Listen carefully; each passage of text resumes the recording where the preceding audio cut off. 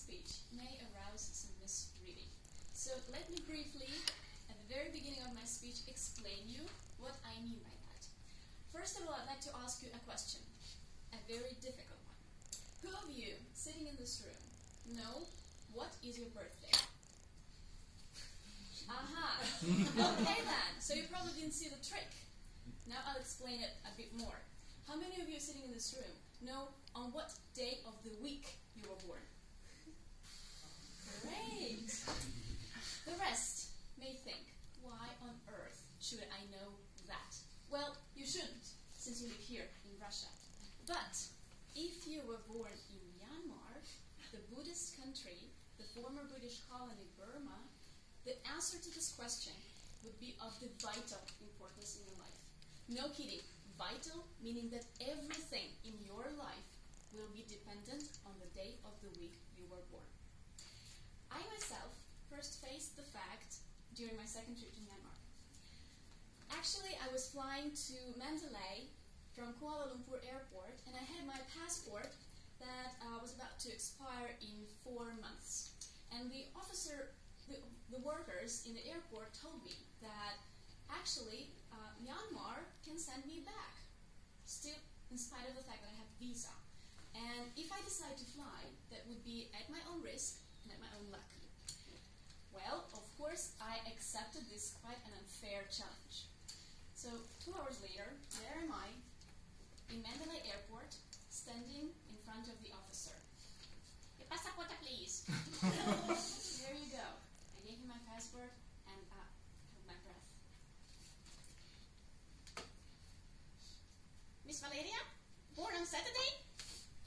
Yes, I said, looking at him blankly. Saturday! What a lucky day! You're so lucky, so good. Welcome to Myanmar. Indeed, it was a lucky Saturday.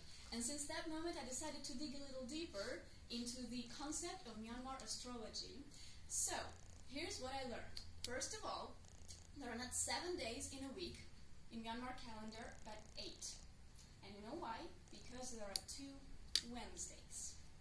And this is not about someone's whim, weird whim, but because of the Buddhas. Because there are several Buddhas who are, strangely enough, all born on Wednesday, just at different time. Some before noon, others after the noon. So there are 2 Wednesdays for 2 Buddhas. Then every weekday has its own number, its planet, its color, and its patronizing animal. Me, Saturday, my color is red, my planet is Saturn, my number is lucky 7, and my mythical animal is Cherry. This guy, nice one. So, why do I need to know all that if I'm in Myanmar? If I step into a Myanmar temple, I have to know that to go straight to my patronizing animal and to my own Buddha.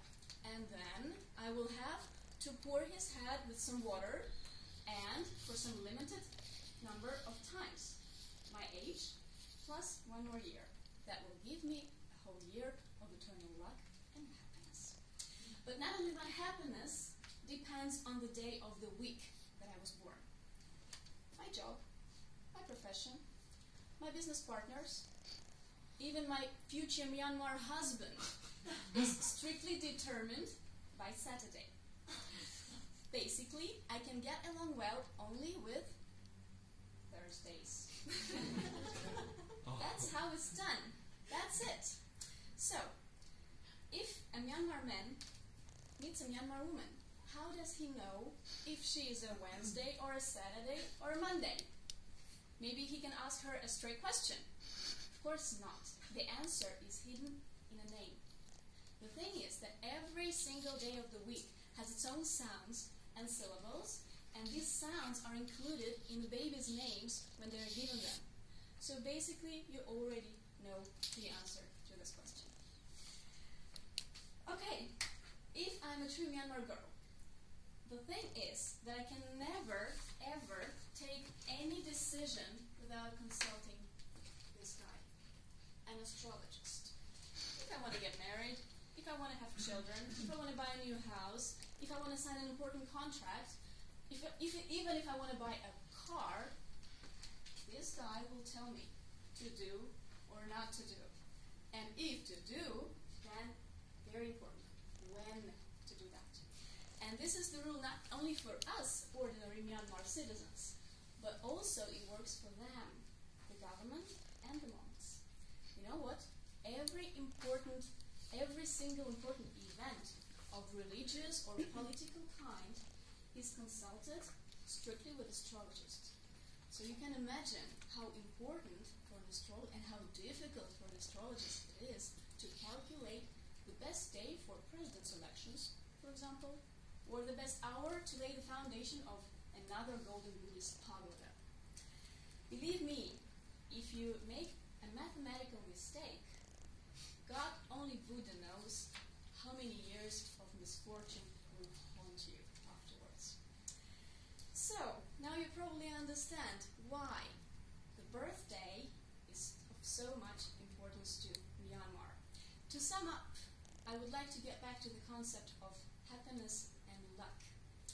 And you know what? Although for me it is utterly interesting to study and to dig into the beliefs, religions, traditions, and lifestyle of Myanmar, I truly believe in my extreme personal luck of being born not when, but where? Here, in Russia, in this beautiful country where astrology is some kind of a faint, weird pseudoscience. In the country where nothing is planned or pre-planned. The country that manages to surprise us every single day. And I do believe that only during these circumstances, and in these circumstances, us Russians can grow 100% ready for literally everything and